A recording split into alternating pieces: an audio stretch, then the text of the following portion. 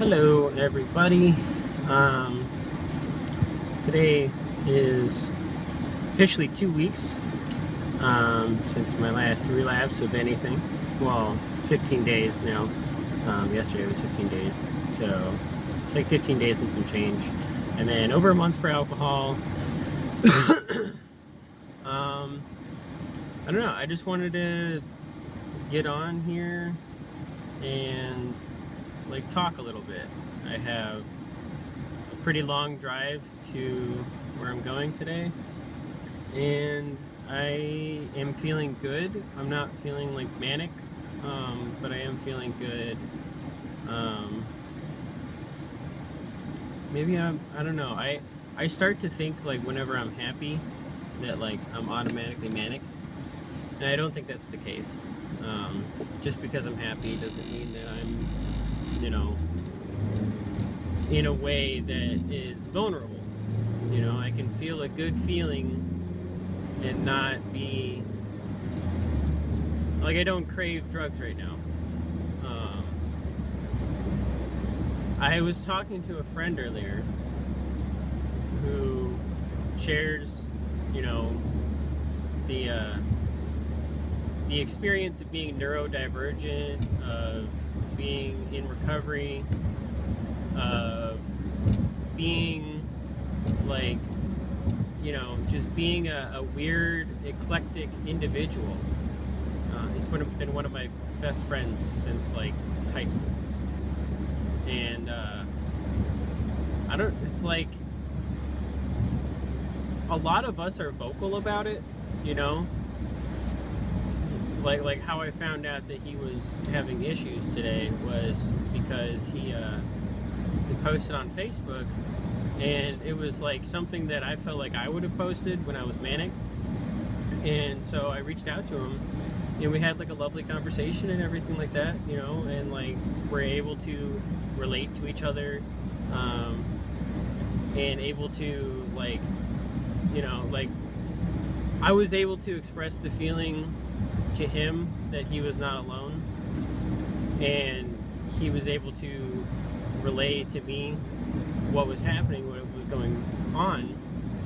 And through that, we deepened our connection, we deepened our understanding that despite our mental illness, despite what we go through to exist in a world that was not designed for us, that we are absolutely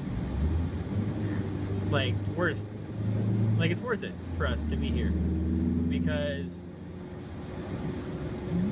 if we're not here, then like who's gonna be like real with people? You know what I mean? And not real with people like, not lying and everything like that. Like, and like being loyal, that kind of like real that's in like hip hop culture, that's like, like I'm real. Well, I guess no, actually that would be like real, but like real also on like more levels than just like the physical world. Like there is absolutely, whether or not you believe in spiritualism, there is a mental realm that we all experience. We all experience a physical realm, and then we experience a mental realm. And the physical realm is our interaction with everybody else, right? And for that, it's the same for everybody. Like I'm in a car, this person in front of me is in a car, that's just how it goes. You experience physical reality along with everybody else. But in the mental realm, you experience your reality differently than everybody else. Every single person has a different mental realm that they are experiencing life in.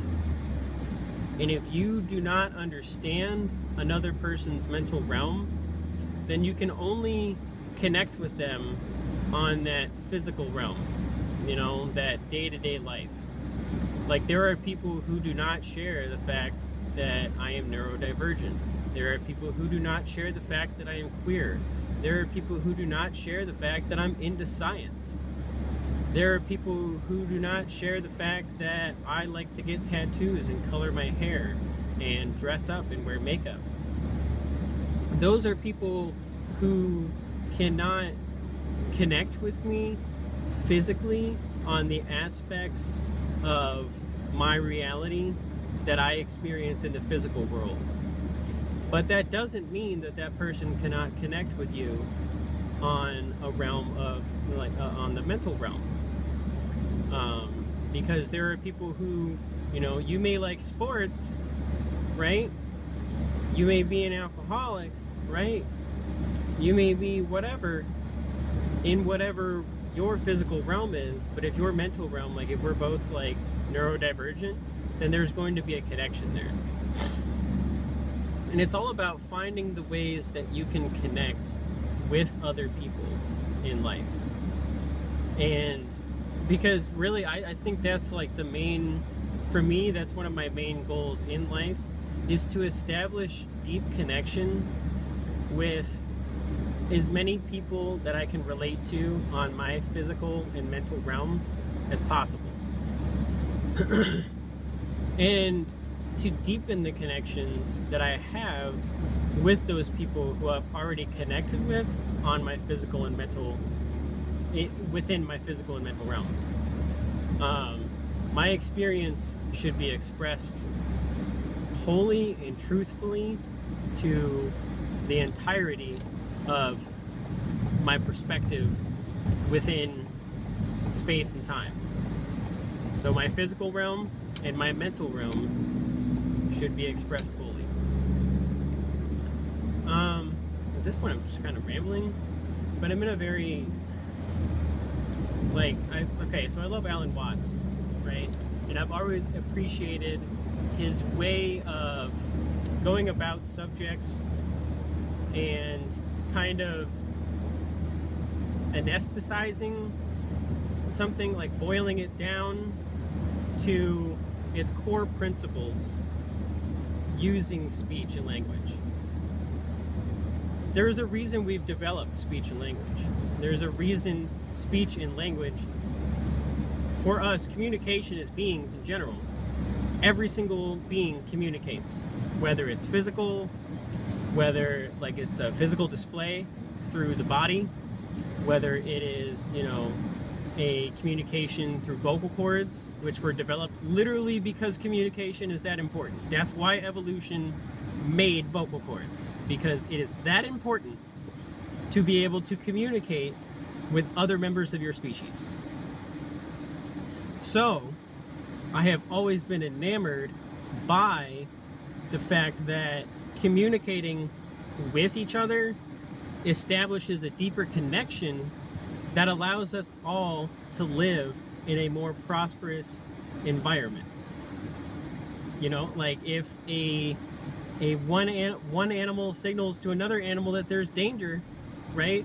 And it saves that animal's life, and that animal goes on to to continue to populate its species, then that communication has literally saved that animal. I have had people in my life who have communicated with me and saved my life.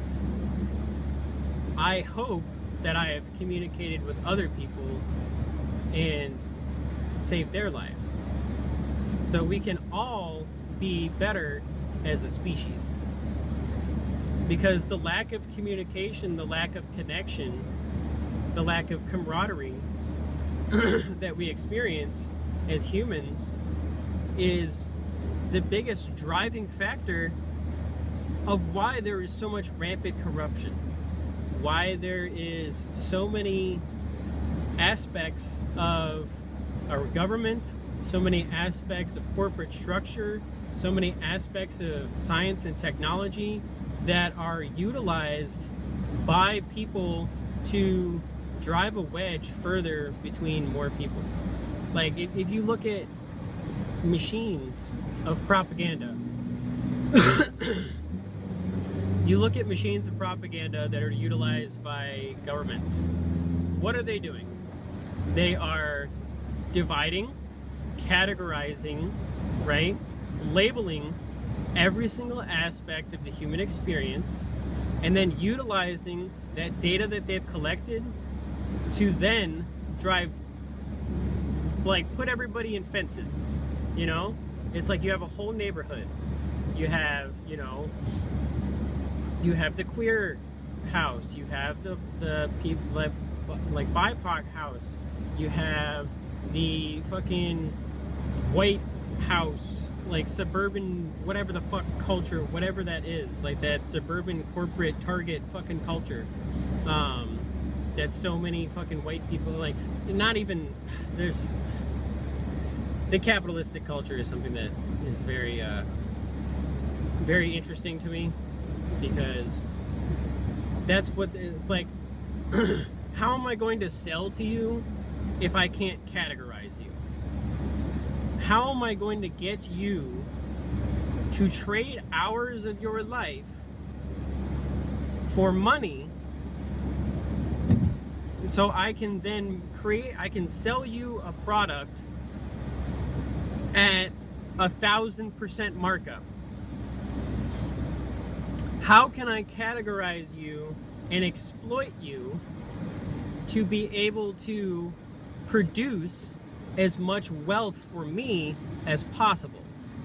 And this isn't, this, people act like this is like, you know, something that hasn't been discussed since the beginning of time, and are just like sitting here so focused on everything that so focused on everything that's being displayed to them, the political theater, fucking social media, all these kind of things, that they don't understand what's actually going on. We live in a owner-owned fucking society. You have the owner, the one who controls the money, who, you know, like, okay, so I consider fucking, what's it called? I consider myself an owner/owned individual, and you can be both, because if you think about it, I own a business, right? So I own a business, but my main business is working for another business. So in all actuality, I am, you know, I am an employee. I am employed. So you have employee, employer. You have somebody who is going to get the jobs, who is selling the service, who is utilizing data that they have at hand to create enough wealth into the company to be able to pay you and pay themselves. And that is an important job. Like, if it was your responsibility to fucking run a company, to go and market to a group of people, then yes, you should be compensated for the fact that you are marketing to those people. Because that in itself is an employable action. That is in itself labor. That is in itself important to the economy. However, the exploitation, the exploitation of people just kind of accepting things for what they are, rather than, you know, understanding that their part is the most important. Like, the person who buys the product is the most important person in the transactional capitalistic society. There is a reason that there's a reason that billions of dollars a year are spent on marketing to us, because the most valuable commodity in our world is not money, it's labor. The labor to create the product that brings the money. You can have all the money in the world, right? Imagine money is the only thing you have in the world. What are you going to do with it? Nothing. You use money to buy and trade resources and labor.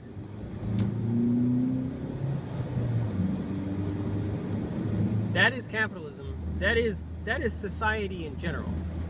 Obviously, that is a very boiled down version of what society is. It is the use of resources and labor to create products for a community of individuals.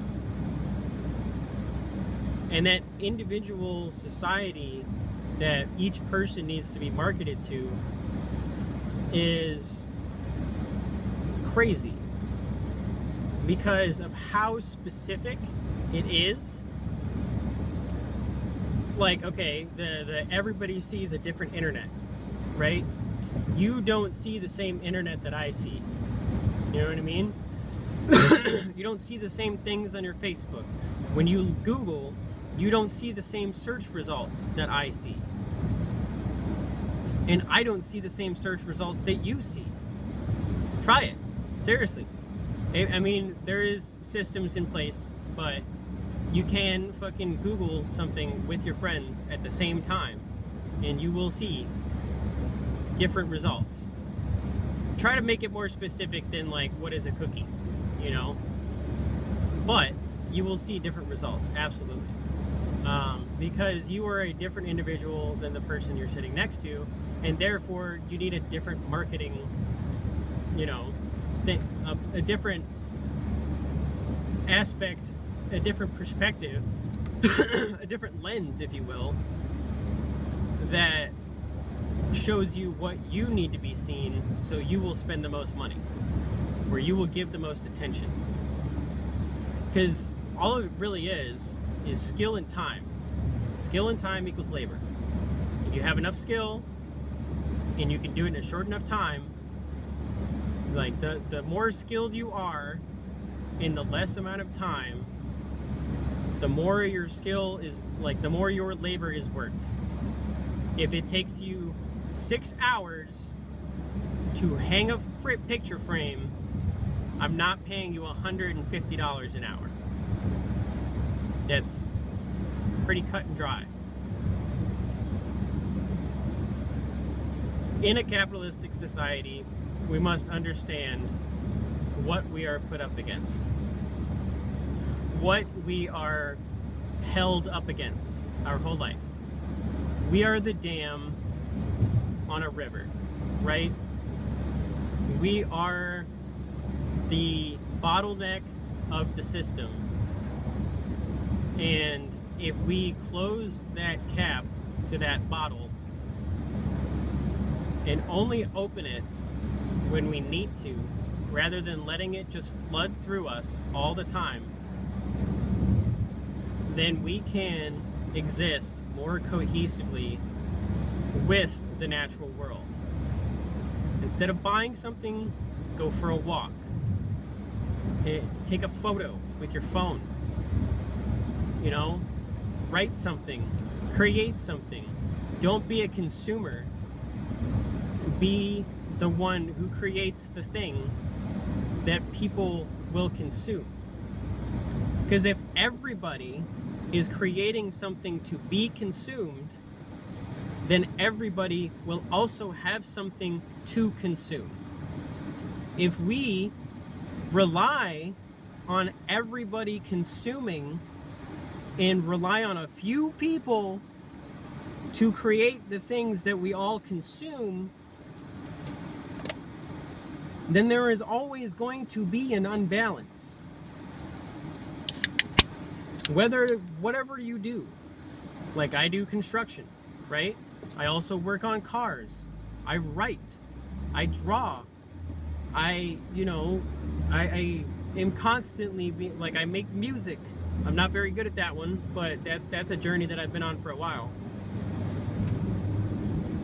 I do performance art. You know? There are so many aspects of reality that we can utilize to create within our lives things that can be consumed by other people. And if we can create for ourselves, right, then we do not have to rely on others to create for us. And that doesn't mean that there doesn't have to, like, there is things that need to be collectively created. Infrastructure needs to be collectively created. Schools, education needs to be collectively created. There are people who need to run those things. So there is absolutely need for what you would say would be a governing body.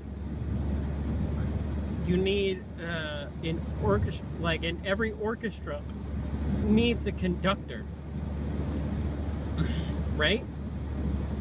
But it doesn't have to be a way of exploitation. If we all can get to the point where we are creating value for the world, right, then there will be an exponential increase in the value that we can all utilize. The issue is that as a consumer-driven society, we are set up and taught how to consume, right? There are institutions in place that will teach you how to create the things that are consumed, but those cost money. So the rich person must consume the labor, the time of, or the owner must consume the labor and the time of others in order to create things to be consumed by other people. And that's how you get a company. That's how you get business. You know, you have one farmer in a town who's growing everything, and that's just not how it's supposed to be. It's supposed to be a collective growth, you know? Like the growth of society is supposed to be collective. Why is this person... Oh, okay. I was like, what the fuck? There was a truck that was literally driving down the wrong side of the road. But, yeah. Collective growth is important for society. Exponential growth in non-monetary ways is what I believe we need to focus on. Everybody's focusing on the aspect of numbers going up, right? Whenever it comes to financial growth. However, the actual focus should be on the other numbers, and the money will follow. You know what I mean? If you grow the number of assets that you have, you grow the number of things that you can utilize in your life to create wealth for you and your community. If I have tools, I can go out and create wealth for myself. So it's all about establishing those tools within your experience that you can utilize to go out and create wealth for yourself. And it's a simple formula. It really is. However, balancing that formula is difficult for some people because they fall into the mindset of infinite growth, right? And I get it. Like, the universe is infinitely growing, right? It's infinitely expanding. But it's not space is growing. Space-time itself is growing infinitely all the time. We cannot infinitely grow within a closed loop. It may be infinite, but some infinities are bigger than others. Like, okay, take 0 to infinity is a smaller infinity than the number of decimal points between 0 and 1. That is an absolute, like, you want me to blow your fucking mind? Okay, cool. Let's do it. Fucking 0 to 1 is a bigger infinity than 0 to infinity.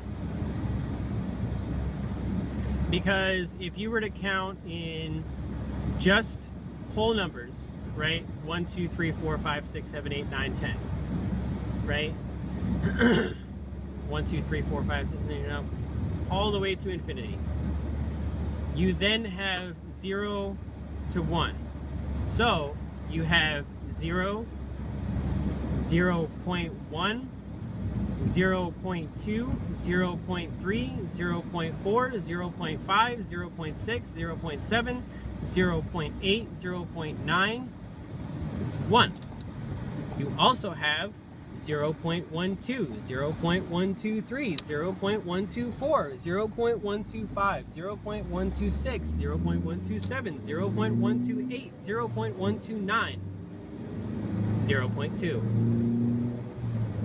Add infinite to that, and you have a bigger infinity.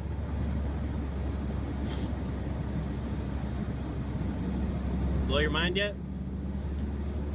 All right, I think I've rambled for long enough, and I am pulling into the job site now. I'm just gonna go paint, you know, go paint some stuff white. And yeah, happy Friday. I hope you all have a lovely day. Bye.